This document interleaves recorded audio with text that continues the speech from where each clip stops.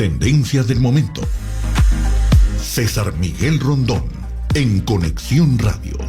La voz que cuenta la historia mientras ocurre.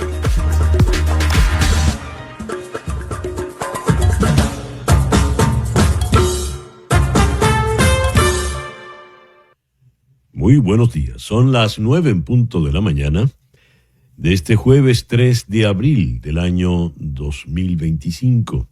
En este momento usted está viendo En Conexión por TVV Network en todo el territorio de los Estados Unidos y nos está escuchando por Éxito 107.1 FM en Miami por HD2. Hoy, 3 de abril, es el día de San Ricardo de Huiche, San Sixto I, San Papo y San Ulpiano. Ulpiano lo conocía, pero Papo como nombre propio. Papoluca, pero Papoluca es un sobrenombre, ¿no? Bueno, felicitaciones a todos, sean sobrenombres o nombres propios. En el calendario astrológico de Enrico Mariani tenemos a la luna todavía menguando en Géminis, luna de comunicación, luna de difusión de ideas, luna también de sofistas, luna en la que usted puede ser engañada o engañado. Así que alerta, esté muy, muy alerta. Esa luna estará hasta las 6:50 de la tarde allá arriba, cuando entonces menguante entrará en Cáncer, pero de Cáncer hablamos mañana. Por el día de hoy un sol y dos lunas, luna menguante en Géminis, a partir de las 6:50 menguante en Cáncer, sol en Aries y todavía Mercurio retrógrado para este jueves 3 de abril. El 3 de abril del año 33 se estima, ocurrió la crucifixión de Jesús de Nazaret, la crucifixión del Nazareno, se estima. Claro, todas estas referencias son muy vagas y requieren de precisiones, pero se estima que la crucifixión ocurrió realmente lo que sería el equivalente al 3 de abril, evidentemente del año 33, si estimamos que nuestra era comienza con el nacimiento de Jesús. Y si Jesús solo vivió 33 años, pues fue en el año 33 ya de nuestra era. El 3 de abril de 1948, Estados Unidos firma el Plan Marshall, el programa de ayuda financiera para la reconstrucción de los países europeos devastados durante la Segunda Guerra Mundial. La firmó el presidente Harry Truman. Unos Estados Unidos completamente distintos de los de hoy. Cuando el presidente Trump quiere cobrarle a Ucrania, por ejemplo, lo que se ha invertido en la guerra. Imagínense si en aquel año 45 el presidente Truman hubiese cobrado la contribución bélica a Europa, pero no cobró, solo incluso dio $5,000 millones para 16 países europeos.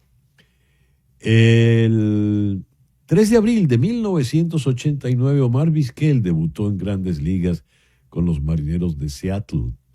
El 3 de abril de 1995, Amazon vendió su primer artículo, un libro titulado Fluid Concepts and Creative Analogies, de Douglas Hofstadter, comprado por John Wainwright durante la fase beta del servicio. Se fue hace 30 años, tal día como hoy se vendió el primer artículo por Amazon. Hoy en día el comercio por Amazon pues es inconmensurable. El programa que hemos preparado para el día de hoy lo vamos a iniciar con el economista José González. Con él vamos a ponderar entonces las reacciones que han habido en los mercados mundiales luego del anuncio del presidente Donald Trump del día de ayer. Luego vamos a conversar en Santiago de Chile con el periodista Víctor Higuera, a propósito de la subida de volumen de tono entre el gobierno de Gabriel Boric y el gobierno de Nicolás Maduro, aunque el protagonista en este caso es Tarek William Saab. Hay acusaciones mutuas. El Saab ha dicho que Boric se presta para la instrumentalización del crimen de Ojeda y los chilenos dicen sencillamente ese crimen lo cometió el Tren de Aragua por órdenes de Diosdado Cabello. Vamos a conversar en Ciudad de México con Brenda Estefan. Con ella vamos a analizar la repercusión, las implicaciones que ha habido en Europa luego de los anuncios de los aranceles. El foro de hoy, la importancia del autocuidado digital. Tiene usted que tomar previsiones para el mundo digital. Lo vamos a abordar con el psicólogo Juan José Silva en Cuenca, Ecuador, y con Lenis Toro. Ella es asesora de marketing, es profesora en la Universidad Monte Ávila en Caracas. Con Mariana Párraga en la ciudad de Houston vamos a conversar sobre el tema de la verdadera producción de petróleo de Venezuela. Delcy Rodríguez acusó a Mariana Párraga de ser un instrumento de Rafael Ramírez, de trabajar para la ultraderecha, etcétera, etcétera, porque las cifras que dio Mariana Párraga no eran correctas de la producción, pero vamos a hablar directamente con ella. Usted comprenderá que entre Delcy Rodríguez y Mariana Párraga, yo con los ojos cerrados le creo a Mariana, no a la primera. Luego vamos a conversar con otra Mariana, Mariana Alfaro. Ella está en Washington, ella es reportera de política de The Washington Post. Y vamos a tocar con ella la nueva arremetida de la administración Trump, esta vez contra instituciones culturales y museos, puntualmente nada menos que contra el Instituto Smithsoniano allá en la ciudad de Washington. Y vamos a cerrar con Chema Sánchez, director de crecimiento global de los Marlins de Miami, a propósito de la jornada que tendremos adelantando el Día de la Herencia Venezolana el sábado 12 de abril en el Lone Depot Park, en el juego entre Miami y Washington.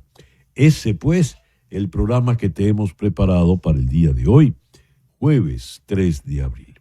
Y a las 9:06 de la mañana vamos entonces con nuestro comentario editorial del día de hoy. El presidente Donald Trump, con ese tono hiperbólico que caracteriza, dijo ayer que era el día de la liberación. De hecho, hizo el anuncio desde la Rosaleda, en la Casa Blanca, donde se hacen grandes anuncios, y anunció pues que era un día histórico, ni más ni menos que un día histórico. Cuando uno le dice el día de la liberación, lo que me vino a la memoria fue, por ejemplo, la liberación de París del dominio nazi en aquel año 44, o liberaciones de ese tenor. Ayer no hubo en Estados Unidos esa euforia popular porque haya ocurrido una liberación. De hecho, la liberación que ha anunciado el presidente Trump es difícil verla y medirla. El presidente Biden había dicho que dejaba una economía sana. El presidente Trump se encargó de decir lo contrario y por lo visto ahora es que estamos viendo una economía que empieza a hacer aguas. El pueblo americano no reaccionó, como decía, con esa euforia por un día de liberación, sino más bien con mucha cautela, con mucho miedo, porque la incertidumbre es lo que está de por medio. Según CNN, los americanos van a pagar 6 trillones de dólares, dicho en inglés, ¿no? Serían 6,000 billones de dólares en impuestos. The Wall Street Journal, que no es precisamente un diario de izquierdas ni anti-Trump, dice: la nueva era proteccionista de Trump va a destruir el sistema comercial mundial con consecuencias que el presidente no ha anunciado a la fecha de hoy. El impacto económico general de la avalancha arancelaria de Trump es incognoscible, sobre todo porque desconocemos cómo reaccionarán los países. Si los países intentan negociar con Estados Unidos una reducción de los aranceles, el daño podría ser menor. Pero si la respuesta es una represalia generalizada, el resultado podría ser una contracción del comercio mundial y un crecimiento más lento, una recesión o algo incluso peor. Sin duda, esto nos lo dice el The Wall Street Journal, habrá mayores costos para los consumidores y las empresas en los Estados Unidos. Los aranceles son impuestos y cuando se grava algo, se obtiene menos. Los precios de los automóviles, por ejemplo, subirán miles de dólares, incluidos los automóviles fabricados en los Estados Unidos. Perjuicio para las exportaciones estadounidenses. Un objetivo comercial de larga data de Estados Unidos ha sido expandir los mercados para los bienes y servicios estadounidenses. Las administraciones de ambos partidos buscaron acuerdos comerciales, tanto bilaterales como multilaterales, para lograrlo.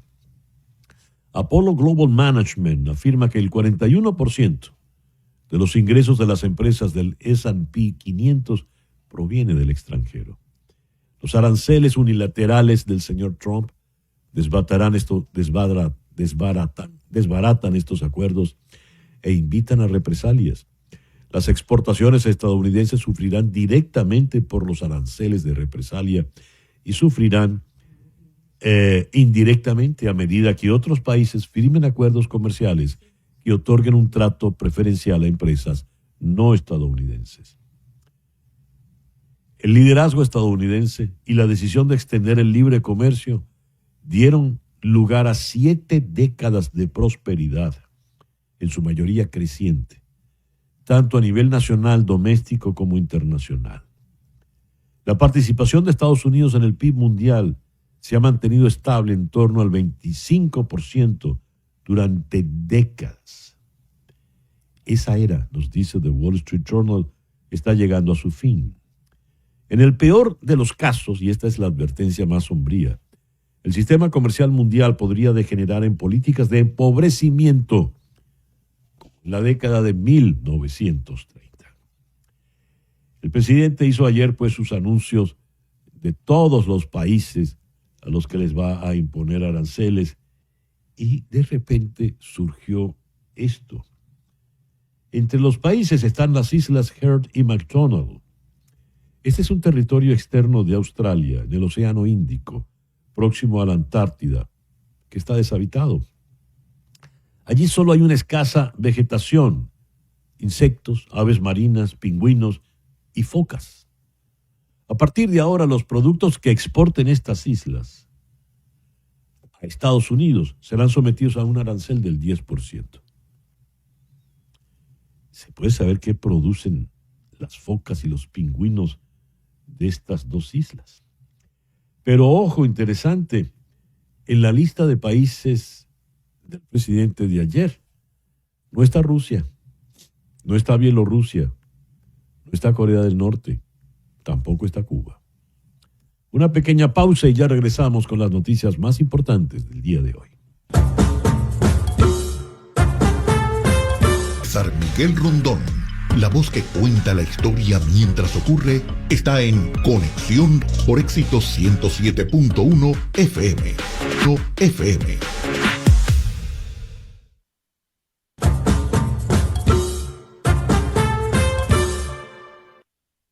A las 9:16 vamos entonces con las noticias más importantes del día de hoy. Todas las importaciones a Estados Unidos enfrentarán un arancel del 10%, tras una orden general emitida ayer por el presidente Donald Trump. Además, muchos países con gravámenes vigentes sobre productos estadounidenses enfrentarán aranceles recíprocos adicionales. Esta medida marca uno de los cambios más significativos en las políticas comerciales estadounidenses en generaciones y la concreción de un pilar fundamental de la campaña electoral de Trump para el 2024. La orden se dirigió a varios países considerados por prácticas comerciales desleales con Estados Unidos.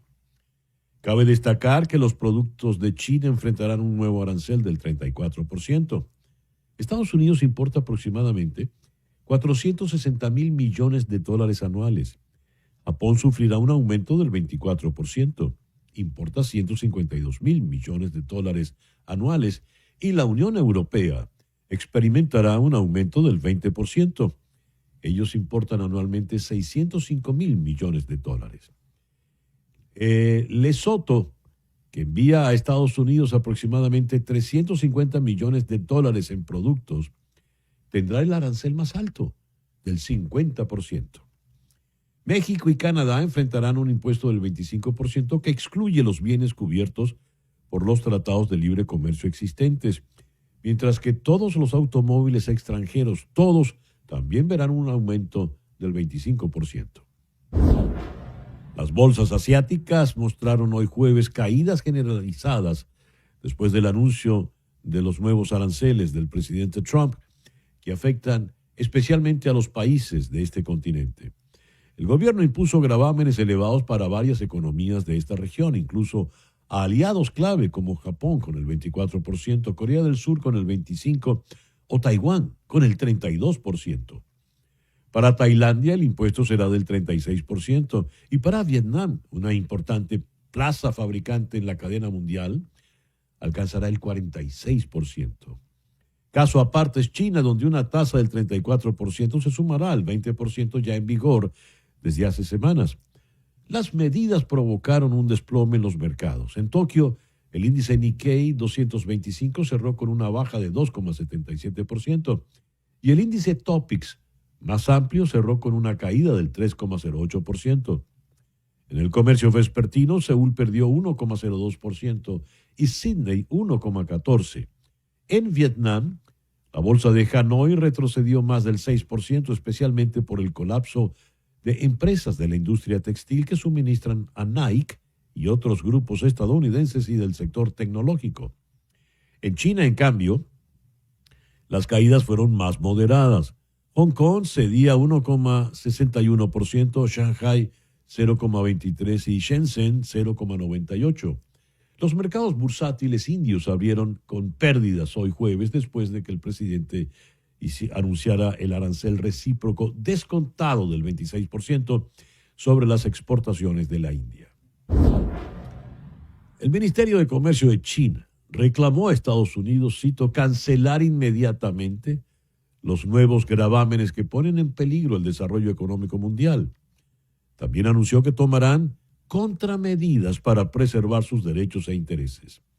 Un portavoz diplomático chino arremetió contra lo que llamó el proteccionismo y el hostigamiento de los Estados Unidos y le urgió a resolver las diferencias económicas y comerciales a través de consultas justas, respetuosas y recíprocas. La presidenta de la Comisión Europea, la señora Ursula von der Leyen, afirmó que los aranceles constituyen un duro golpe a la economía mundial.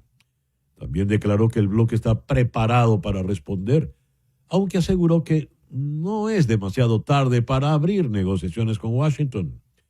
El jefe del gobierno alemán, Olaf Scholz, consideró que las decisiones de Trump son fundamentalmente erróneas y constituyen un ataque contra un orden comercial que ha creado prosperidad en todo el mundo.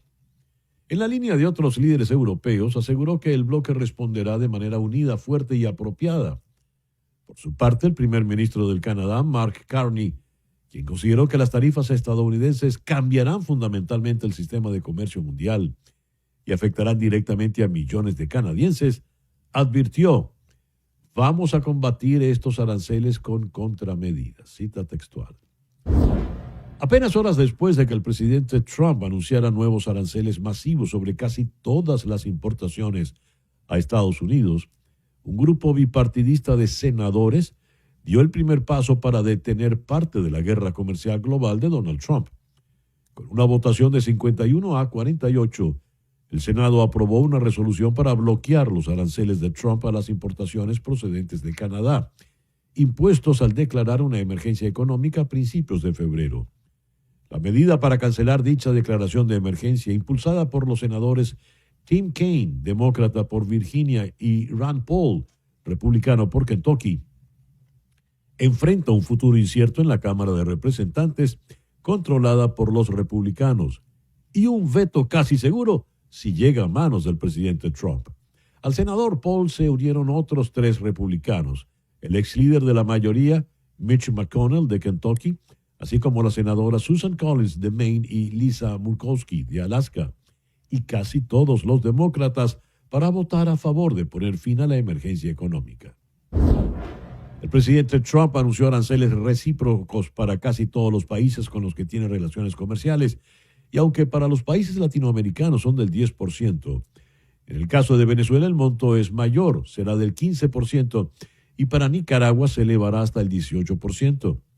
El mandatario explicó que el arancel recíproco del 10% entrará en vigor el próximo 5 de abril, en tanto que las tasas por encima de este porcentaje lo harán el día 9. El secretario de Estado Marco Rubio viajó a Bruselas para una reunión de ministros de Asuntos Exteriores de la OTAN, en medio de una gran inquietud por la estrategia de la administración Trump hacia Europa, incluyendo la guerra en Ucrania, las relaciones con Rusia y la creciente guerra comercial del presidente Trump con el continente. En las reuniones con los ministros de la OTAN, se espera que Rubio insista en el llamado de Trump para un rápido fin de la guerra en Ucrania, una estrategia que alarma a muchos líderes europeos que apoyan mayoritariamente a Kiev y temen que Trump no termine apaciguando a Putin. El día martes, una coalición bipartidista de comisionados del condado de Miami-Dade votó a favor de poner fin a un programa de salud pública que el condado inició en la década de los años 50, añadir pequeñas cantidades de flúor al suministro de agua, reconocida desde hace tiempo por los principales grupos médicos como vital para reducir las caries en la población. Esta práctica ha sido criticada, sin embargo, por algunos investigadores y funcionarios de salud, incluido el director general de Salud Pública de Florida, Joseph Ladapo. La votación del martes de 8-2 coloca a Miami-Dade, el condado más poblado de Florida, a la vanguardia del movimiento para reducir el uso del flúor. La legislación aprobada el día martes exige que el Departamento de Agua y Alcantarillado del condado deje de añadir flúor en un plazo de 30 días. Hacemos una pequeña pausa y al regreso venimos con nuestra primera entrevista de hoy. Esto es En Conexión.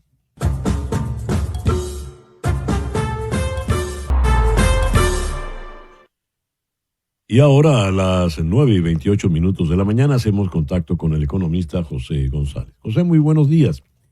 Gracias por atendernos. Miguel. Bueno, ya tenemos el Día de la Liberación. No sabemos muy bien de qué es lo que nos hemos liberado, pero hay una incertidumbre creciente, no solo en Estados Unidos, sino en el mundo. ¿Qué nos puedes decir de las primeras reacciones? El consenso, César Miguel, es que es peor que el peor caso esperado.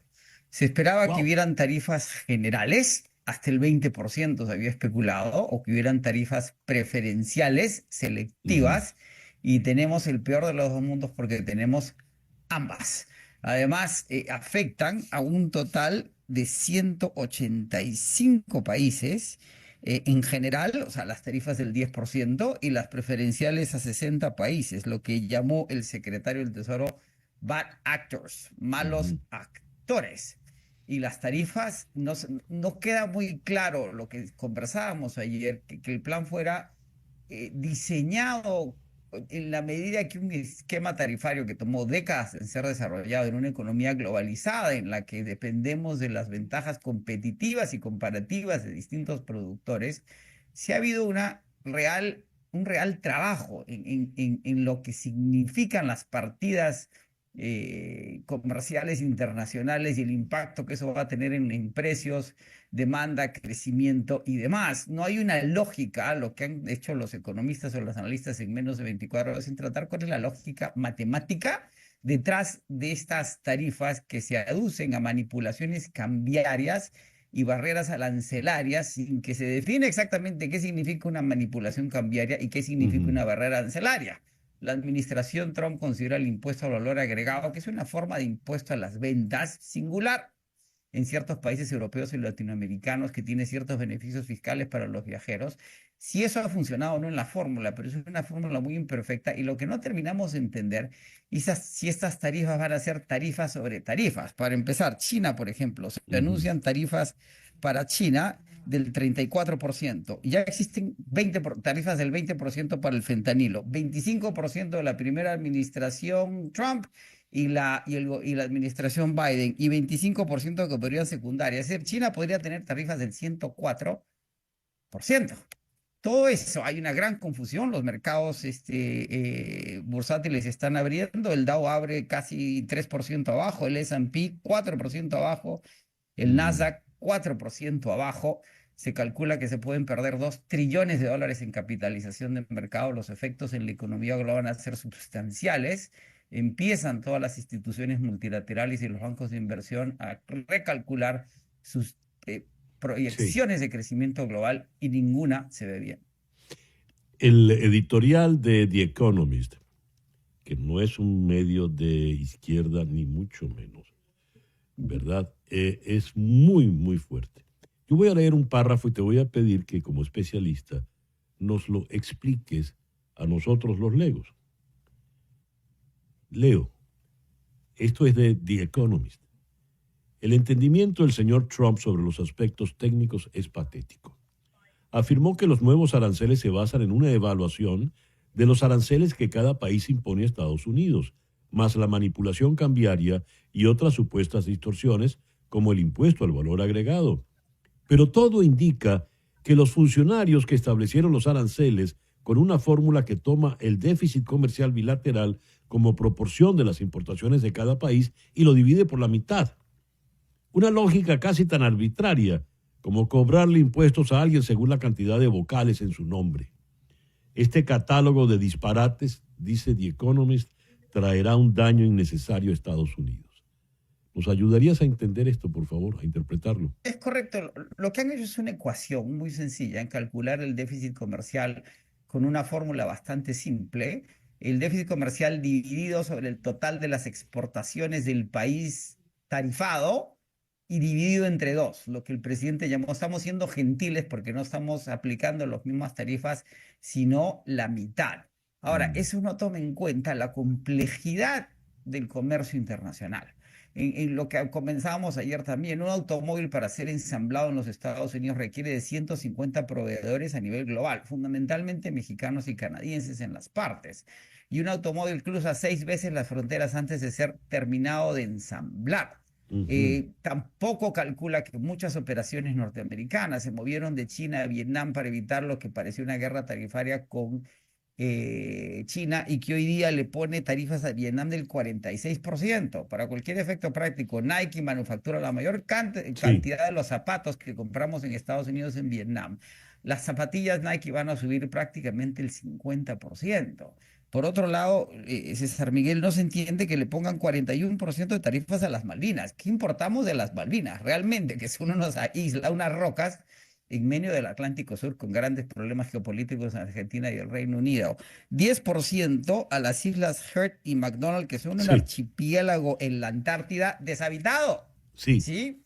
Y esta fórmula, nosotros que somos banqueros de inversión y vivimos valorando compañías, tenemos un socio, Eduardo Croato, venezolano, con un MBA en el MIT, un genio de las finanzas, que crea fórmulas muy completas. Una fórmula muy simple, parece una regla de 3 simple, y no toma en cuenta el sistema, además, de globalización para el consumo que se creó a partir del año 43 y se ha ido modificando en las ruedas del GAP, la rueda de Uruguay, el patrón oro, una economía de servicios.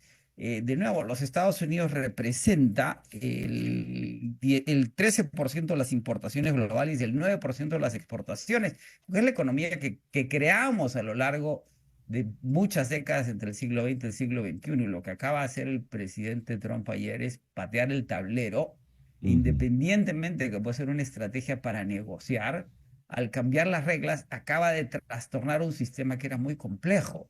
Y cuya reconstitución en los próximos días, meses o años va a ser bastante complicada, porque además ya hay disrupciones. Es decir, si yo importo flores de Colombia, voy a pagar 10% de impuestos. Esas flores tienen que ser exportadas en horas.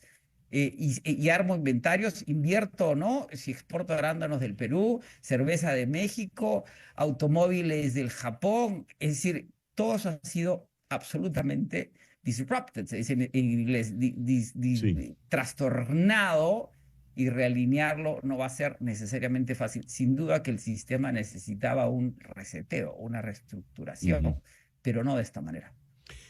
¿De qué nos liberó el presidente en el Día de la Liberación, José? Nos ha liberado prácticamente. La liberación a la que hace referencia el presidente es de la dependencia de las exportaciones de terceros países vis a vis los Estados Unidos y la reconstitución de un aparato industrial que es irreconstituible. ¿De qué nos está liberando? De la explotación, lo que mencionabas ayer, de la victimización del presidente Trump. Suena un poco gratuito en la medida que es el sistema que los Estados Unidos creó para consumir y seguir creciendo económicamente en virtud de un consumo que alcanzara la mayor cantidad de gente posible al menor costo posible. No nos ha liberado realmente de mucho. Y esta idea de que las tarifas van a compensar la continuidad en los beneficios fiscales a las corporaciones y a los individuos de alto ingreso es un despropósito. No se puede comer la torta, como dicen los americanos, y tenerla al mismo tiempo. Así Los es. números no suman. Si no crecemos y tenemos inflación, pues ese ingreso que potencialmente podrían tener las tarifas y es nocional, no se va a Mm. materializar. Un último comentario. No ha dejado de despertar ciertas impresiones, no precisamente positivas. El hecho de que en esa lista tan exhaustiva donde están hasta las islas de los pingüinos, no estén ni Rusia, ni Bielorrusia, ni Corea del Norte. ¿Por qué? Correcto. Porque dice que la justificación es que ya tienen sanciones y que al ser sancionadas no necesitan tarifas. Y sin embargo, uno tiende a pensar que las motivaciones son otras, porque más los intereses comerciales en que se haga la paz con Rusia y que retorne el gas y el petróleo ruso a Europa, administrado por intereses norteamericanos, como el caso de los puertos en Panamá, es Ujú. más o menos obvio. Recordemos, esta es una administración transaccional y no transnacional, y a veces tratar de encontrar argumentos geopolíticos y geoeconómicos es un despropósito, con realidad Sí. lo que hay que buscar es dónde está el negocio y a quién le corresponde. Y muchas cosas se tienden a explicar en ese sentido. José, muchísimas gracias por estos minutos en el programa de Un hoy. placer, me ha encantado siempre. José González, economista. Una pausa y ya regresamos en Conexión. Y mientras ocurre, está en Conexión por Éxitos 107.1 FM. Tarek William Saab, el fiscal general de la dictadura venezolana, dijo el lunes que el presidente de Chile, Gabriel Boric, está utilizando el caso de Ojeda para dañar la imagen de Venezuela. A lo cual el gobierno de Chile ha ripostado por boca de su canciller Van Claveren. Vamos hasta Santiago de Chile. Allí está el periodista Víctor Higuera. Víctor, muy buenos días. Gracias por atendernos en esta mañana.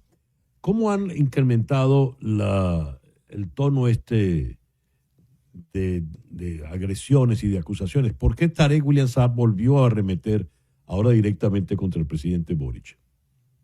Buenos días, César Miguel. Sí, mira, bueno, yo quiero comenzar diciendo que ya a este punto el gobierno chileno no toma en serio nada de lo que dice Venezuela. O sea, es algo que, y lo dijo el mismo canciller Van Claveren desde la India, que en Venezuela no existe separación de poderes, por lo que el fiscal Tarek William Saab, ellos lo toman como si fuese parte de la misma maquinaria del régimen. Entonces, para ellos lo que diga el fiscal Saab, por supuesto, no tiene ninguna validez.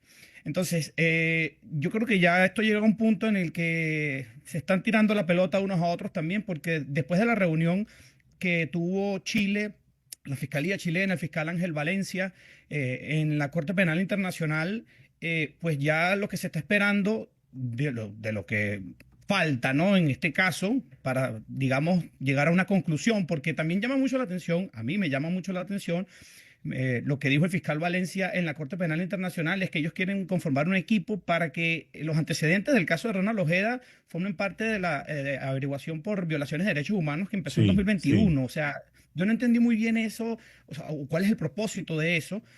Sin embargo, pues bueno, la fiscalía está esperando, digamos, sobándose las manos, esperando ya la deportación o la extradición de el turco Gámez, que en la cadena, ¿no? En la jerarquía de lo que fue esta operación, en la que presuntamente encabezó Diosdado Cabello, pues está esperando que sea extraditado a Chile desde los Estados Unidos para que sea el testimonio clave, el testimonio que falta para dar pues conclusión o digamos una conclusión mediática más que todo a este caso, ¿no? Ahora, el canciller Van Claveren se reunió con Karim Khan el pasado Sí, viernes, sí. allá en La Haya. ¿Qué ha trascendido de esa reunión? Bueno, lo que dijo el vocero de esa reunión fue el fiscal Ángel Valencia. Ellos manifestaron Ajá. la propuesta que hubo hacia la Corte Penal Internacional para conformar este equipo, un equipo conjunto de la CPI con la Fiscalía chilena para que yo creo que lo hicieron más que todo desde el punto de vista estratégico, a ver si la Fiscalía chilena puede acceder a otros archivos, a otros antecedentes que puedan ayudarle con con las investigaciones que hay en curso sobre el caso de Ronald Ojeda, porque esto es algo que viene desde 2021 y que la Corte Penal Internacional tampoco trascendió mucho en ese sentido. Entonces yo lo que pienso es que esto se hizo desde el punto de vista estratégico para lograr pues acceso a ciertos antecedentes que... otra cosa, perdón, para interrumpir este punto, es que el canciller, el fiscal Valencia, lo noté muy neutro en ese sentido, porque ellos también comentaban que siguen buscando conversaciones con Venezuela para que ayuden con la investigación. Entonces ahí es donde uno no entiende en qué punto están estas conversaciones, porque se tiran unos a otros, de fiscal a fiscal, de canciller a canciller, porque el canciller Iván Gil también calificó pues lo que hizo Chile en la Corte Penal Internacional, también lo rechazó, ¿no?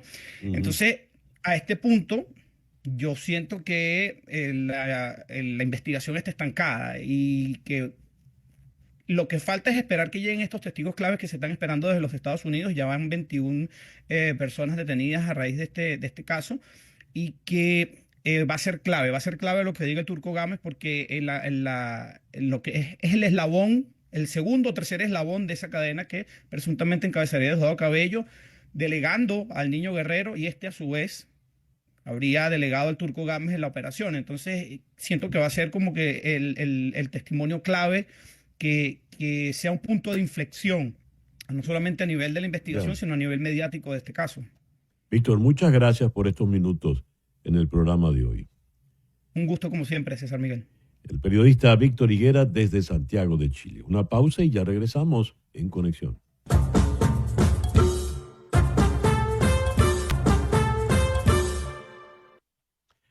Toma nota de este número telefónico, el 305-468-0044. 305-468-0044. Ese es el teléfono de María Trina Burgos.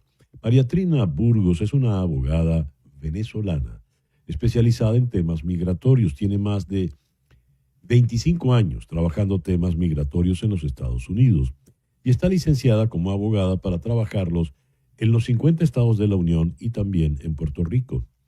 Si estás en Venezuela, llama al 212-771-3040. 212-771-3040. Esa llamada sin costo adicional para ti va a repicar aquí en Miami en la oficina de la doctora Burgos. María Trina Burgos, tu abogada venezolana de inmigración. En estos tiempos de tanta incertidumbre y desconcierto, es prudente tener la mejor asesoría de una buena abogada de inmigración. 305-468-0044. 305-468-0044.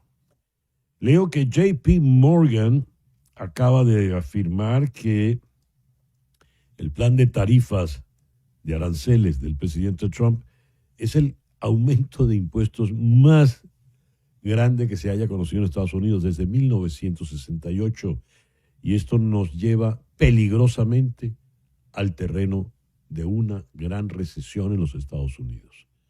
Además, por supuesto, del impacto inflacionario en Estados Unidos. ¿Cómo ha reaccionado el mundo? Ya tuvimos el análisis económico de José González, pero vamos al análisis ya más político. Por ejemplo, en Europa. ¿Qué pasa con Europa, donde la señora Ursula von der Leyen, la presidenta de la Comisión Europea de la Comunidad, ha dicho: hemos perdido a nuestro gran aliado? Vamos a abordar este tema con la destacada internacionalista Brenda Estefan en Ciudad de México. Brenda, muy buenos días. Muchísimas gracias por atendernos. Muy buenos días, César Miguel. Un gusto estar en tu programa. A ver, ¿cómo ha reaccionado el mundo? ¿Cómo ha reaccionado Europa puntualmente, Brenda, que por lo visto es el principal blanco que ha tenido el presidente más allá de China?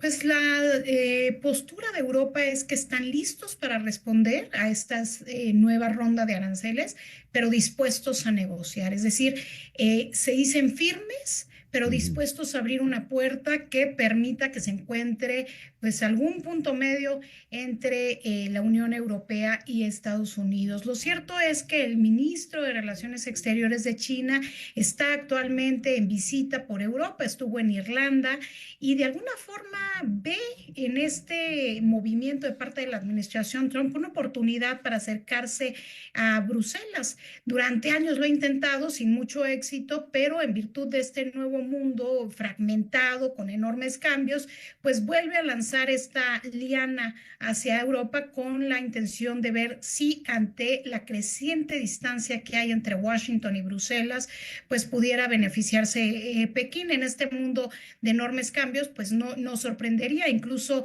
el Parlamento Europeo ha relajado las normas que tenía para los miembros, para los legisladores europeos de sus reuniones con sus contrapartes chinas. Ahí entonces hay un importante pues foco de atención que habrá que tener en cuenta, César Miguel. Por lo pronto, los países europeos, Francia, Alemania, han tomado una postura similar a la de Canadá en el sentido de afirmar que esto no es algo que se le hace a los socios comerciales, que el golpe es durísimo para la economía internacional y que habrá millones de personas afectadas por los sobreprecios. Los analistas franceses hablan de la economía del diablo cuando se refieren a las acciones tomadas por Donald Trump. La economía del diablo es un término acuñado por un economista francés, Alfred Sobi, que se refiere justamente a la inflación. A ver, el mundo, por lo visto, nos ha cambiado radicalmente desde el 20 de enero a esta fecha. ¿Qué puede venir ahora? Porque son muchos escenarios. Son tarifas para los aliados, pero aranceles, mejor dicho, pero no le puso aranceles a Rusia, ni a Bielorrusia, ni a Corea del Norte. ¿Cómo se interpreta esto, políticamente hablando? Bueno, el caso de Rusia y Bielorrusia, que es una extensión del poder político ruso, está clarísimo. Donald Trump quiere un acuerdo con Putin respecto a Ucrania y no lo piensa, entre comillas, importunar con aranceles adicionales cuando están en medio de una negociación en la cual el reloj juega en contra de Donald Trump. Mientras Putin trata de ganar tiempo para seguir con esta guerra, Donald Trump quiere acabarla. Entonces, el presidente estadounidense no quiere complicar la negociación y por tanto, pues Rusia fue totalmente exento de estos nuevos aranceles adicionales, digamos. Está claro que cuando llega Donald Trump a la Casa Blanca, tiene muy firme en su mente cuáles son las líneas de ruptura de esta visión, pues prácticamente reaccionaria, revolucionaria de la segunda administración Trump. Una es romper con todo lo que tenga que ver con la agenda woke. La segunda es romper con el Estado profundo totalmente, que fue algo que en su primera administración quiso hacer y no logró desde su visión realizar. Y el tercero es romper con el actual estatus de la relación de Estados Unidos con el mundo, que desde su visión Estados Unidos ha sido abusado por otros países. Ayer, al inicio de su mensaje, insistió sobre ese tema, que Estados Unidos ha sido robado, ultrajado, vilipendiado. Bueno, son una bola de adjetivos para hacer referencia a esa posición que él considera es desfavorable para Estados Unidos, y en ello está, desde la óptica trumpista, romper pues con el actual acuerdo post Segunda Guerra Mundial, tanto en términos de alianzas y de estructura de seguridad global, como en términos económicos. Lo que hizo ayer, pues prácticamente rompe con 50 años de apertura comercial estadounidense y rompe también pues con el sistema de reglas del comercio global de la OMC. Es un momento en el que el libre comercio entra en una etapa de ruleta rusa y la mayor potencia global pues le da la espalda y se voltea hacia una visión proteccionista. Que no deja de ser una cruel ironía, históricamente hablando, cuando surge la OMC y se habla de los libres mercados, los principales adversarios a esto en el mundo eran los izquierdistas, era el discurso de izquierda el que se oponía a esto, y ahora el que lo implementa es precisamente un hombre que se supone que es de derecha y que es un empresario. Vamos a un mundo completamente distinto al que conocíamos. ¿Cómo va a ser ese mundo para nosotros en la América Latina, Brenda? Sí, sin duda, sobre lo que decías, pues la paradoja es que justamente los mercados, las grandes empresas que pensaban que Donald Trump iba a hacer un gobierno que beneficiara al empresario, a los capitales, pues ayer estaban pues muy preocupados por las implicaciones que tendrán estas medidas que van pues en contra de los intereses pues de las empresas y los mercados, pero que además van en contra de los intereses de los estadounidenses por el efecto inflacionario que van a generar y que ya decías puede combinarse con un estancamiento en un escenario de esta inflación, pues sería muy complicado de gestionar para la administración Trump y desde luego afectaría a millones de personas en Estados Unidos y en el mundo. Para América Latina está claro que Donald Trump tiene como diferentes grupos de países de interés. Por un lado está primero México, que lo mete más en la esfera de Canadá, México y Estados Unidos, en donde son quienes han recibido más presión. Hay enorme interés por parte de Trump en cambiar las reglas del juego en esta relación con sus vecinos. Después hay un escenario que viene desde el Canal de Panamá, yo diría hasta el Ártico, incluso Groenlandia, en este espacio que Donald Trump considera vital para la seguridad de Estados Unidos, pues la liga a la seguridad hemisférica, y vimos cómo el primer viaje de Marco Rubio fue justamente a Centroamérica a ejercer presión, y de alguna forma los países centroamericanos han buscado jugar con las nuevas reglas establecidas por la administración Trump. Y luego hay un tercer espacio, que es la América del Sur. Y en la América del Sur, hasta este momento, no hemos visto una enorme, realmente, activismo de parte de la administración Trump. Caso aparte es el de Venezuela, en donde ha endurecido en los últimos días las medidas, y desde luego el tema de Cuba, que son pues agendas históricas de Marco Rubio, pero que no han sido la prioridad número uno de la Casa Blanca. Sin embargo, empiezan a incorporarse. El resto de los países de Sudamérica buscan pasar bajo el radar de Donald Trump para verse menos afectados, y parece que Donald Trump, por el momento, en estos primeros meses, no tiene interés en tener una agenda particular hacia la América del Sur. Ya lo veo. Brenda, muchas gracias por estos minutos en el programa de hoy. Gracias a ti, César Miguel, por la invitación. Un gusto estar en tu programa. Brenda Estefan, desde Ciudad de México. Una pausa y ya venimos con nuestro foro del día de hoy.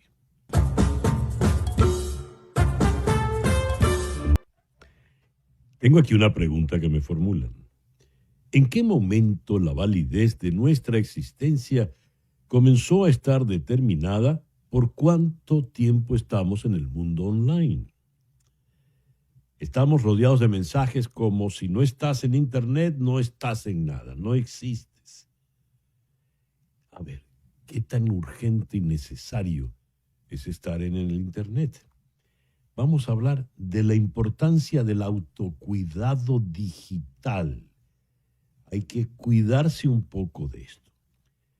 Vamos a abordarlo desde dos puntos de vista. Desde el punto de vista de la red, con Lenis Toro. Lenis es magíster en negocios digitales, es asesora de marketing y es profesora en la Universidad Monte Ávila en Caracas. Lenis, gracias por acompañarnos en el programa de hoy. Siempre es un placer estar con ustedes. Y en la ciudad de Cuenca está el psicólogo, porque tú también tienes un lado psicológico, con Juan José Silva. Juan José, muy buenos días, gracias por estar con nosotros. Buenos días. Muchas gracias, César, por la invitación.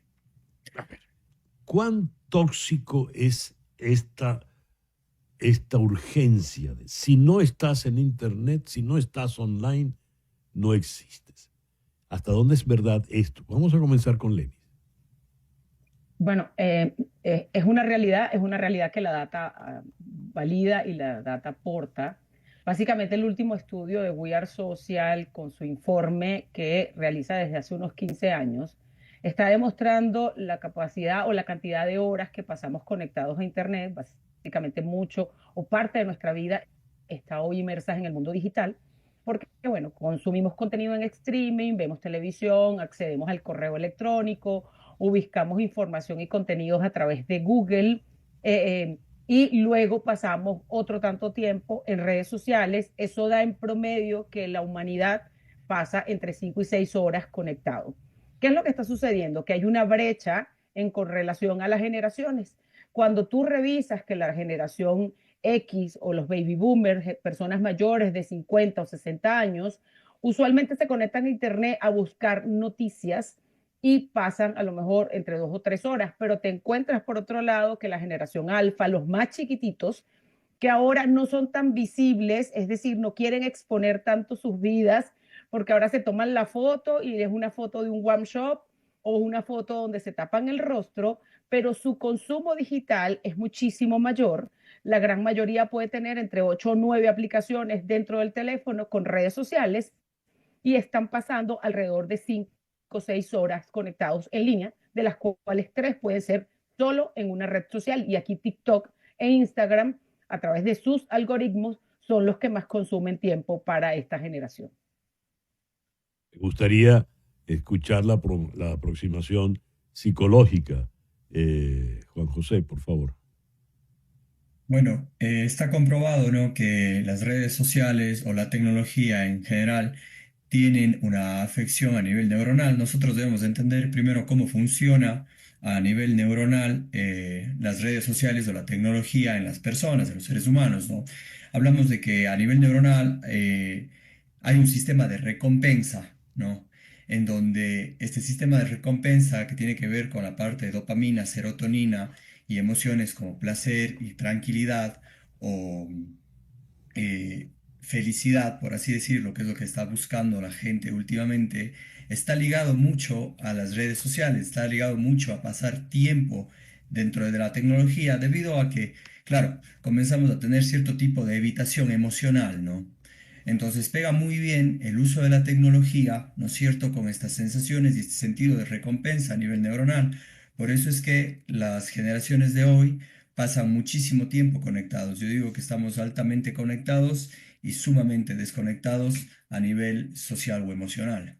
Mm.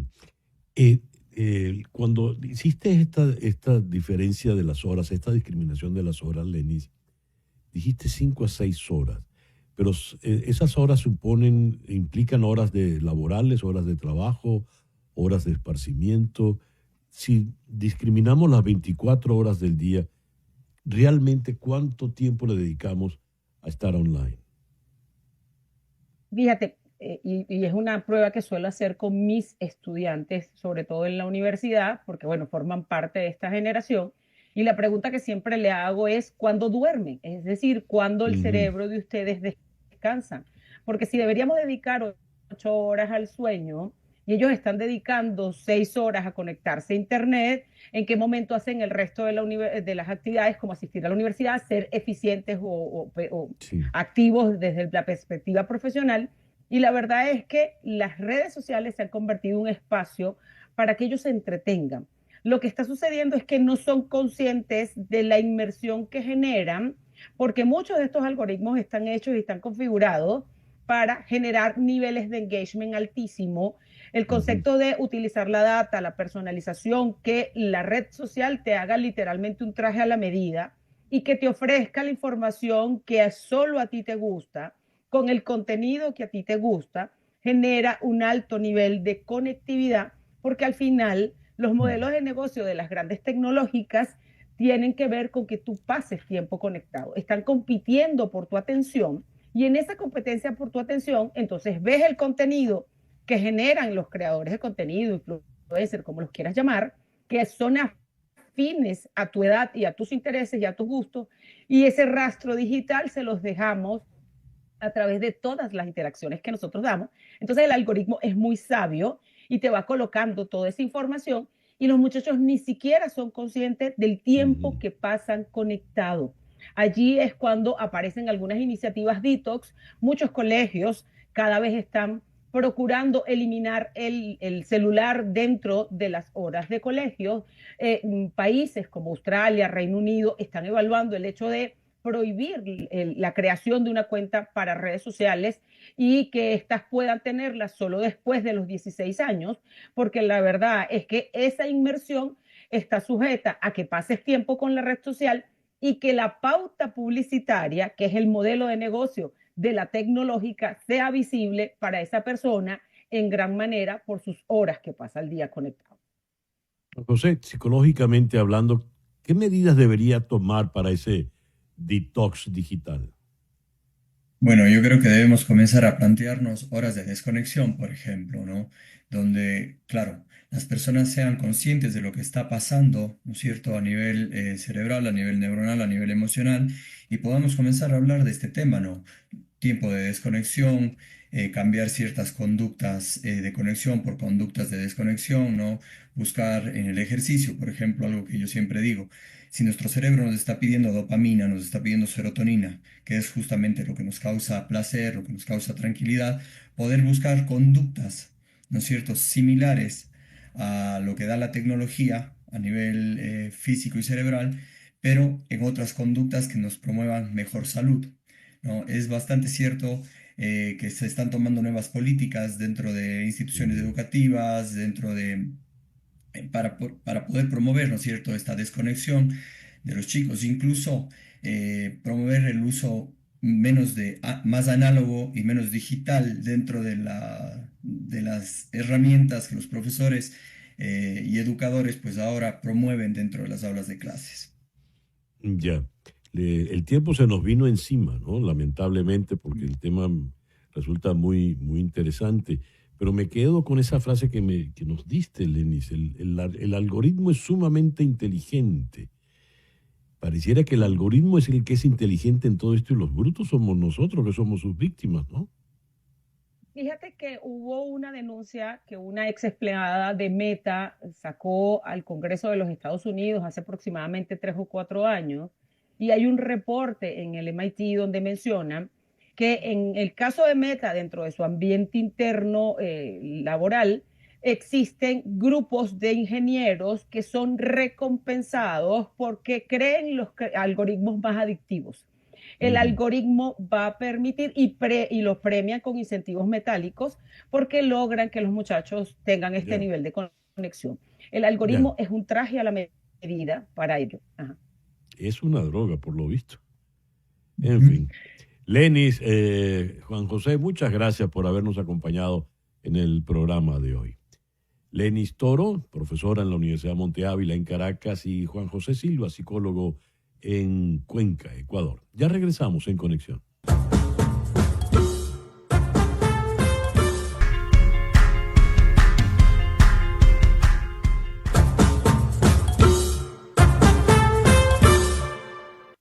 Vamos a conversar ahora con Mariana Párraga. La señora Delcy Rodríguez arremetió duramente contra Mariana Párraga. Le acusó de ser una tarifada del prófugo de la justicia Rafael Ramírez y dice que las exportaciones petroleras de Venezuela no han caído 11,5% en marzo, como lo dijo Mariana Párraga. Entre la palabra de la señora Delcy Rodríguez y la de Mariana Párraga, no es por afinidad periodística ni mucho menos, sino por un problema ético y porque conozco de sobra a Mariana Párraga y conozco también a la señora Rodríguez, yo le voy a creer a Mariana Párraga. Así que nos vamos a la ciudad de Houston para conversar con ella.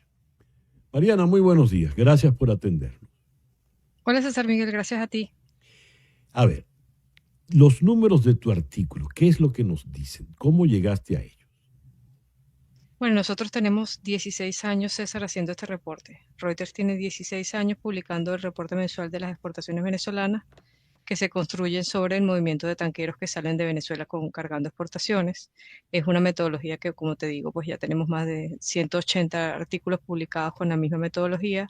Lo que hacemos es traquear cada uno de los barcos que salen, que es una metodología que utilizan muchísimas otras agencias y publicaciones, incluyendo la OPEP. La OPEP también hace su propio conteo de barcos en una cosa que se llama fuentes secundarias, y de esa manera se estiman las exportaciones. Nosotros no hacemos conteo de producción, porque no tenemos cómo verificar, por ejemplo, en Boca de Pozo cuánto es la producción de Venezuela, pero sí tenemos cómo monitorear vía satelital los barcos que salen con cargamentos desde Venezuela, y eso es lo que hemos estado haciendo en más de hace una década.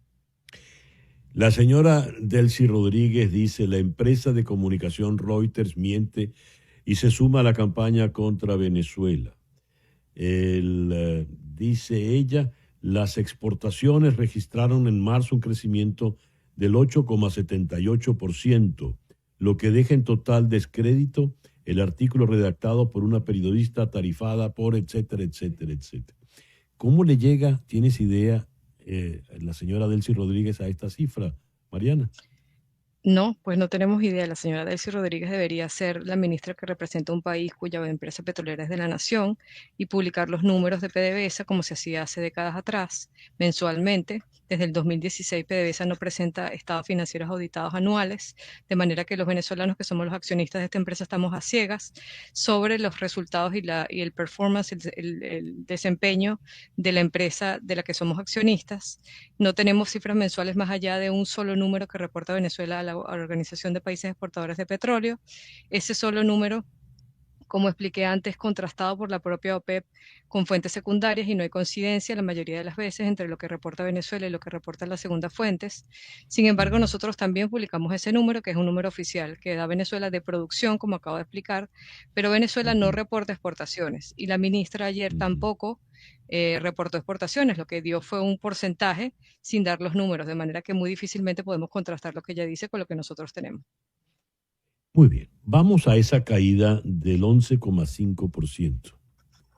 ¿A qué obedece, a tu entender, Mariana? Bueno, ha habido bastantes pausas y bastantes problemas en el mercado desde que se empezó el anuncio del retiro de la licencia Chevron. Desde allí para acá estamos viendo bastante turbulencia en el mercado petrolero venezolano. Como sabemos, esto se anunció en febrero por parte del presidente Trump y después en marzo finalmente se dictó dos cosas que son importantes. Se dictó la terminación de la licencia de Chevron, que le da un periodo para retirar todas sus operaciones de Venezuela y sacar todos los cargamentos que va a exportar hasta el 27 de mayo. Y se impusieron tarifas secundarias, que es una cosa nueva, la imposición de tarifas secundarias a Venezuela, a partir de ayer, que era 2 de abril. Además, en la semana pasada también hubo una cosa adicional, que es que las licencias de las empresas europeas, asiáticas y todas que son socias de PDVSA y que tenían autorizaciones para exportar crudo venezolano también fueron retiradas con un permiso para continuar exportando igualmente hasta el 27 de mayo, de manera que hemos estado viendo desde entonces una declinación. De hecho, la declinación de la que nosotros hacemos referencia, que es 11,5%, terminó siendo menor a lo que se esperaba en el mercado debido a todos estos anuncios en el mes de marzo. Porque PDVSA ya tenía bastantes cargamentos en el agua, es decir, ya había hecho bastantes cargas durante el acumulado del mes de marzo, y finalmente lo que hubo fue una caída del 11,5% respecto a febrero, que fue un mes bueno. Febrero en PDVSA exportó alrededor de 900.000 barriles por día en febrero y alrededor de 800.000 barriles por día en el mes de marzo. Esa es la caída a la que estamos haciendo referencia. Ahora que dices, el impuesto secundario empieza a aplicarse a partir del día de ayer. Y ayer tuvimos el anuncio del Día de la Liberación por parte del presidente Trump, que está todo el mundo pues en pánico, en una suerte de corre-corre. ¿De qué manera va a impactar esto en el mercado petrolero venezolano, en la producción petrolera venezolana? Va a tener un impacto sobre Venezuela y sobre todos los productores, particularmente sobre los productores de crudo pesado. Eso también lo hemos publicado. Tenemos que recordar que los dos principales suministradores de crudo a los Estados Unidos son México y Canadá, que también desde hace ya más de un mes están sujetos a tarifas. Estas tarifas han impactado efectivamente los volúmenes que llegan a los Estados Unidos, pues hay compradores que no quieren pagar el adicional 25%. En el caso de los crudos pesados, como digo, pues todas estas medidas impactan a 3 productores grandes que son proveedores de crudo a los Estados Unidos, Venezuela, Canadá y México, y también, por supuesto, a otros productores que ahora son sujetos de tarifas, en el caso de las exportaciones a Estados Unidos. Hoy estamos viendo mucha turbulencia en los mercados debido a lo que se llamó ayer el Día de la Liberación, es decir, la aplicación simultánea de todas estas tarifas a una gran cantidad de países, incluyendo países pues que no se esperaba que pudieran estar sujetos a la medida, como Guyana, que es un gran productor también de petróleo, está produciendo ya alrededor de 650.000 barriles por día. Esas exportaciones petroleras particularmente no están incluidas dentro de la tarifa, pero sí todas las exportaciones adicionales que hace Guyana a los Estados Unidos. Esto está ocurriendo, por ejemplo, apenas días después de que Rubio hizo esta visita famosa a los países de Sudamérica y del Caribe la semana pasada. De manera que, pues, no es una cosa con Venezuela solamente. Venezuela tiene unas motivaciones diferentes. Está el tema migratorio, por supuesto, subyacente. Sin embargo, el tema de las tarifas o el castigo con tarifas está siendo una cosa masiva desde el punto de vista de política exterior norteamericana. En líneas generales, el mercado petrolero global, ¿cómo puede quedar a unos 2 meses vista a partir de hoy? Puede haber alteración de precios. Vamos a ver cómo se desenvuelven las tarifas. Trump ha estado entregando excepciones. Eso es interesante evaluarlo, porque muchas de estas excepciones son justamente a las importaciones de petróleo crudo, por ejemplo, fertilizantes que son esenciales para la producción de alimentos, de petroquímicos. Entonces tenemos que ver cuáles son las excepciones que finalmente se otorgan y finalmente cuáles países negocian cosas por las cuales le pueden retirar las tarifas. Sabemos que las tarifas son un arma de negociación. Trump lo hizo en su primer gobierno y lo está haciendo mucho más masivamente en este segundo gobierno. De manera que nadie está esperando que las tarifas sean muy sostenidas, pero sí el impacto de corto plazo es muy grande en este momento. Mariana, muchísimas gracias por atendernos en el programa de hoy. Gracias a ti, César Miguel. Y nuestra solidaridad militante contigo frente a estos señalamientos absolutamente absurdos e injustos. Mariana Párraga, desde la ciudad de Houston. Ya regresamos.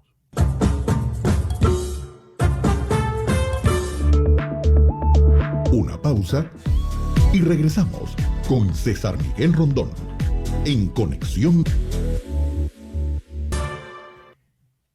El próximo sábado 12 de abril te invitamos a celebrar por adelantado el Día de la Herencia Venezolana en el Loan Depot Park con el juego entre los Marlins y los Nationals. Con la compra de cada entrada vas a recibir una camiseta diseñada por artistas venezolanos. Tendrás acceso a la preventa de boletos para el Clásico Mundial y podrás disfrutar del concierto de Chino y Nacho en el terreno de juego. Y con parte de los recaudos vas a ayudar a los jóvenes y niños de Fe y Alegría en Venezuela. Eso sí, tienes que comprar tus entradas solo en marlins.com/Venezuela. marlins.com/Venezuela. Sábado 12 de abril, 4 de la tarde, en el Loan Depot Park. Leo que el pasado 27 de marzo, el presidente Donald Trump emitió una orden ejecutiva definida como restaurando la verdad y la cordura en la historia estadounidense. Esta orden ejecutiva apunta directamente a instituciones tradicionales, por ejemplo, como el Instituto Smithsoniano, que tiene varios museos en la ciudad de Washington. ¿Por qué se ha arremetido ahora también contra los museos y nada menos que el Instituto Smithsoniano? Vamos a la ciudad de Washington. Y está Mariana Alfaro de The Washington Post. Mariana, muy buenos días. Muchísimas gracias por atendernos en esta mañana. Hola, mucho gusto, gracias. ¿Por qué ahora el Instituto Smithsoniano? ¿Qué pasó ahora, Mariana? Y resulta que el presidente Trump está tratando de cambiar o sugerir cambios a cómo se maneja el instituto, y sabemos que aquí en DC son bastantes museos, no solo es uno, están todos en el National Mall, también manejan el zoológico. Y él quiere, la orden que pasó es un poco, no es muy clara, no dice específicamente qué pasos debe tomar el Smithsoniano para corregir lo que él cree que son errores dentro del programa, pero entra esta cuestión sobre si quiere controlar la narrativa, controlar la información, controlar las exhibiciones que expone el museo para educar al público americano, ¿no? Y entonces una de las específicas menciones que hubo en la orden fue una cuestión en el Museo de Historia Afroamericana que al presidente no le pareció una gráfica que ellos pusieron hace ya, creo que fueron 5 años, sobre las diferencias entre las diferentes culturas aquí en Estados Unidos. Y creo que también estamos viendo muchos ataques, ¿no? De la administración a programas educativos, a universidades, a bastantes estudios históricos o publicaciones históricas sobre lo que ha pasado, que tal vez a ellos no les parece correcto, aunque realmente son datos históricos, ¿no? No se puede cambiar la historia, pero creo que quieren tal vez reformar cómo se presenta la historia para tal vez no molestar a ciertos grupos o tal vez no o pretender que ciertos otros grupos no fueron oprimidos por los últimos 100, 200 años, ¿no? Entonces, esa es la situación ahorita, que el director del Smithsoniano realmente no trabaja para la Casa Blanca. El Smithsoniano es manejado por una board of directors, ¿no? Son bastantes personas que son las que manejan el Smithsoniano, pero ninguna de ellas es el presidente. Pero aún así están a riesgo de perder mucho dinero en pagos del gobierno.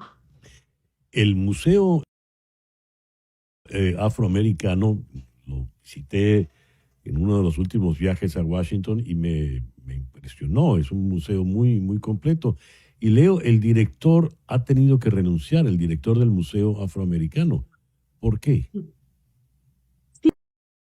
Sí, bueno, fue una gráfica que se puso en, creo que estaba en la página del museo, que describía, que hablaba sobre las diferentes razas y hablaba sobre el whiteness, ¿no? La raza blanca. Y entonces tenía bastantes categorías y definiciones y historias sobre religión, la estructura de la familia, cómo se ha manejado la justicia dentro de esa categoría racial. Y creo que bastantes de los descriptores ahí, aunque no eran realmente muy explosivos, no eran realmente descripciones históricas como las escriben a nivel académico, pero creo que algunas de las menciones ahí no le parecieron a algunas personas dentro de los círculos conservadores. Entonces eso se han empezado lo criticaron, ¿no? Bastante de la gente de la derecha, de la alt-right, del right wing, estaban criticando eso y llegó al nivel de la atención del presidente Trump, y yo creo que por eso el director del museo decidió tomar alejarse un poco de la situación y está bueno, ahorita creo que está en pausa su puesto. Sí. El Smithsonian es una institución sagrada en Washington, es de las instituciones fundamentales, no solo en Washington, de la cultura de los Estados Unidos en general, del acervo histórico. La galería, por ejemplo, de los retratos de los presidentes, la maneja el Smithsonian. ¿Qué va a ocurrir con el Smithsonian luego de esta ofensiva por parte del presidente Trump? Ya sabemos que ha ocurrido con las instituciones, las agencias que el presidente ha atacado, y ya sabemos de los ataques que ha llevado el presidente adelante contra universidades emblemáticas, Harvard, Columbia. ¿Qué puede pasar ahora, Mariana, con el Smithsonian?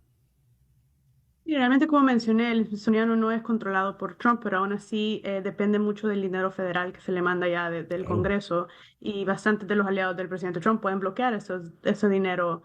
Entonces, sí, ahorita está el problema que el director general del Smithsoniano, me imagino, está debatiendo si él va a formar algún tipo de respuesta, algún tipo de posición a cualquier cambio que quiera hacer Trump, o simplemente, igual que bastantes de estos directores de universidades y de las agencias, moverse al lado, ¿no? Y dejar que pasen estos cambios que realmente podrían ser solo temporales, si es que solo es por esta administración de Trump, pero cualquier cambio así deja un impacto, ¿no? En un museo que realmente ha mantenido sus exhibiciones, ya sea crítica de izquierda o derecha, no, ellos se mantienen pegados a los hechos y a los datos, y realmente fue un gran cambio, ¿no? Dejar pasar al lado para evitar perder este dinero que necesitan. Muchas gracias, Mariana, por atendernos en esta mañana. Gracias. Mariana Alfaro, de The Washington Post. Ya regresamos en Conexión.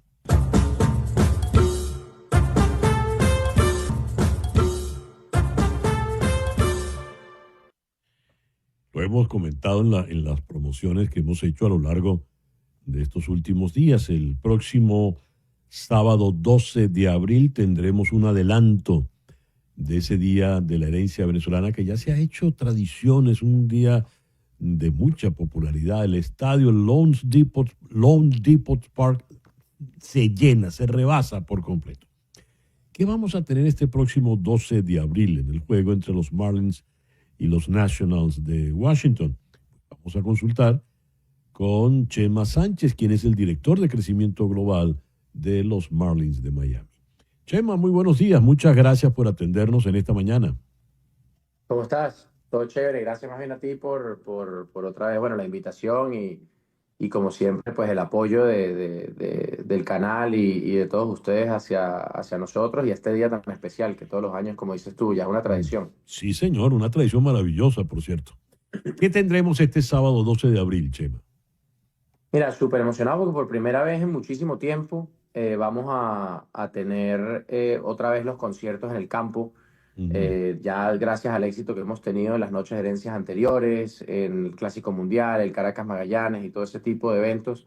Bueno, vamos como lo dices tú, el 12 de abril, el Día de la Herencia Venezolana, va a venir con una camisa como la ves ahí, hecha por un diseñador venezolano, así que estamos apoyando también ese lado.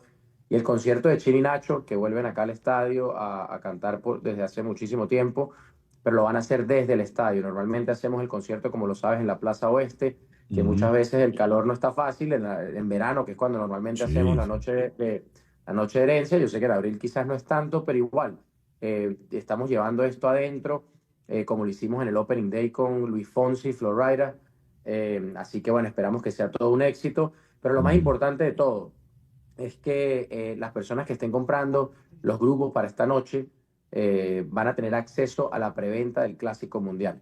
Y como tú sabes, lo difícil que fue adquirir tickets para estos partidos, lo costoso que eran en reventa, es súper importante que las personas traten de hacer su esfuerzo y tener su grupito de 10 personas para poder tener acceso a la preventa del Clásico Mundial para los paquetes de Venezuela, que es en marzo. Muy bien. Y lo importante para contribuir con la causa también de Fe y Alegría. De Fe y Alegría. Exacto, recuerden comprarlos en Miami Marlins.com/Venezuela. Ahora, sí, no tienes que poner, exacto, para corregirte un momentico, es solamente Marlins.com/Venezuela. Súper importante, ¿ok? Que solamente a través de ese link podemos saber que compraste el ticket correcto para poder tener la camisa, acceso al concierto, la donación a Fe y Alegría y el acceso a la preventa del Clásico Mundial. Si tú compras un ticket regular, no te va a dar acceso a nada. Ninguna de esas ventajas. Y muy importante, ni la donación, ni tampoco la camisa, ni tampoco la preventa al Clásico Mundial. Ahora, Chema, estamos anunciando que se celebra por adelantado el Día de la Herencia Venezolana. Quiere decir que adelantamos la celebración. Sí. ¿Eso, se agota ya la celebración del Día de la Herencia o tendremos otro más avanzado la temporada? No, mira, yo creo que fue también parte de un plan de marketing, dos cositas. Primera vez que estamos haciendo, repito, el concierto en el campo después del juego y queríamos tener como ese golpe 1 y 2, ¿no? Ese 1-2 punch, como dicen. Sí. Queríamos tener el concierto del Opening Day y queríamos de una vez ir con algo pronto, el cual la noche más grande de nosotros siempre ha sido la de Venezuela, la noche más grande del estadio. Entonces, bueno, yo tengo coordinado y planeado para en septiembre se va a hacer la segunda, tampoco podía hacerlo en julio porque era muy pegado, como normalmente se hace. Quiero hacerlo el último sábado del año. Tengo una sorpresa de quién va a ser el que va a cantar, pero se va a poder celebrar otra vez ahí, es lo que tengo yo planeado, pero van a ser los únicos 3 conciertos en el campo durante todo el año, para que te des cuenta, digamos, la confianza que estamos poniendo en nuestra comunidad, la comunidad venezolana, de la respuesta que ha tenido en los años pasados. No se está haciendo esto con Dominicana, ni Puerto Rico, ni Cuba, no por falta de apoyo de ellos quizás, pero bueno, es una inversión grandísima que se está haciendo y un esfuerzo muy grande que tenemos que buscar la manera de buscar ese retorno. Así que estamos apostándole ahorita a Opening Day y las 2 noches de Venezuela. De resto, todas las otras noches son afuera. ¿A qué le atribuyes, Chema, tú que has estado detrás de todo esto desde el primer día, el éxito del Día de la Herencia Venezolana? Porque el estadio se vuelve una fiesta. El estadio es un evento extraordinario, es una fraternidad, en fin, es una fiesta y el estadio está a rebosar. Es muy bonito. Sí, es muy bonito lo que se ha hecho. Yo creo que Cuando yo llegué acá, que en la noche representaban 200, 300 tickets de venezolanos específicos, a lo que hemos llegado hoy en día, que la noche de la despedida de Miguel Cabrera trajimos 37.000 personas. Sí, imagínate. Yo creo que es mucho también en el pasado, quizás no teníamos este tipo de relaciones con los medios, no teníamos este tipo de cercanía con influencers y personas de cada una de las comunidades, líderes en las comunidades. Y bueno, lo que yo he tratado de hacer un poquito y he tratado de decirle quizás a la organización es eso, ¿no? Tratar de abrirle las puertas un poco más a todos estos medios, a estas personas que quieren también crecer. Fíjate, en este día vamos a hacer, por ejemplo, en el Lefil, un Desde Cero de Juancito, que es muy conocido por entrevistar a cantantes reconocidos y deportistas. Va a entrevistar a un venezolano, un ícono que no ha revelado todavía, pero son cositas que, mira, si yo puedo aportarle a él a que crezca su emprendimiento y es un emprendimiento que ya está arrancado, pero si lo puedo traer para acá y hacer sentir al venezolano como que en verdad no tiene, o sea, puede ir para cualquier lado y va a encontrarse algo de su país, ya sean los tambores en el Lefil, tambores en el Rayfield, Sí. el Rebolashé en el Centerfield, el show en el Lefil, Baby Salomé va a cantar el himno nacional. O sea, esas son las cosas que en verdad, pues a mí, mira, se me paran los pelos de pensar de verdad lo bonito y el apoyo que hemos logrado tener de todas estas personas, ¿no? Que normalmente todo el mundo pide algo a cambio y acá ha habido o sea, un sentido de apoyo muy grande Qué bien. y de cero egoísmo. Sí, es una fiesta extraordinaria. Ahora, Chema, no quiero cerrar la conversación sin hablar de pelota propiamente. ¿Cómo ves al equipo ahora que está arrancando la temporada? Mira, Hemos tenido la serie con los Mets. Sí, placenteramente muy complacido y sorprendido, ¿no? De la verdad, de la manera que ha jugado este equipo. Ha jugado exactamente de la manera que han dicho. Se nos fue el audio de Chema Sánchez. A ver, ¿Ahora sí lo escuchas? Ahora sí te escucho, Chema. Sí, adelante. Mira, como te digo, placenteramente contento y sorprendido de la manera que está jugando el equipo. Es raro porque quizás no hay muchos nombres que las personas reconozcan, ¿no? Pero el equipo está jugando exactamente como el nuevo gerente general había dicho que iba a ser. Un equipo que iba a coger muchas bases por bolas y envasarse muchísimo, un equipo que iba a pichar muy bien, un equipo que iba a jugar defensa, que iba a correr las bases bien. Y es exactamente como están ganándose estos partidos. Partidos reñidos, absolutamente todos han sido por una sola carrera, los ganados y los perdidos, excepto uno. Sí. Así que bueno, yo espero que los fanáticos vean eso. Yo entiendo que no hay quizás una raya, un nombre en la espalda muy grande, excepto, ¿sabes? Sandy Alcantará, pero hay un equipo que en verdad está tratando de batallar y darlo todo cada uno de los partidos y bueno, los resultados se están dando hoy en día. Series buenas que se han jugado y el equipo va a seguir mejorando y muchas más piezas que van a seguir subiendo también, que yo sé que van a contribuir muchísimo al éxito del equipo todavía. Muy bien. Magnífico. Chema, muchas gracias pues por atendernos y compartir con nosotros en la mañana de hoy. A ti. Chema Sánchez es el director de crecimiento global de Miami Marlins.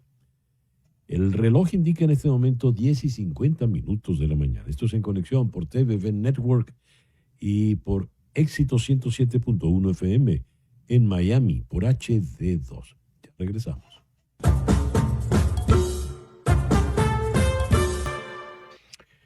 Leo que Amazon ha lanzado una oferta sobre TikTok para evitar problemas de seguridad nacional. La nota dice lo siguiente. El gigante mundial del comercio electrónico Amazon ha lanzado una oferta para hacerse con TikTok, con el objetivo de que al menos el negocio de Estados Unidos quede en manos de una compañía nacional y salga del radar chino. La información la ha avanzado The New York Times, aunque ninguna de las empresas lo ha confirmado. El próximo domingo vence el plazo que dio el gobierno de Donald Trump para encontrar un nuevo propietario para el negocio de TikTok en Estados Unidos, después de que la administración de Joe Biden decidiera cerrar la aplicación china. Pero no es solo Amazon, hay otras empresas que están detrás de esto. Y tengo aquí una información. La gente que ha recibido las vacunas, dice, para la viruela, ¿verdad? Es la vacuna de la vacuna del herpes, perdón, la vacuna del herpes. Se ha comprobado, según la revista Nature, que se les ha diagnosticado los riesgos de demencia senil. Baja los riesgos.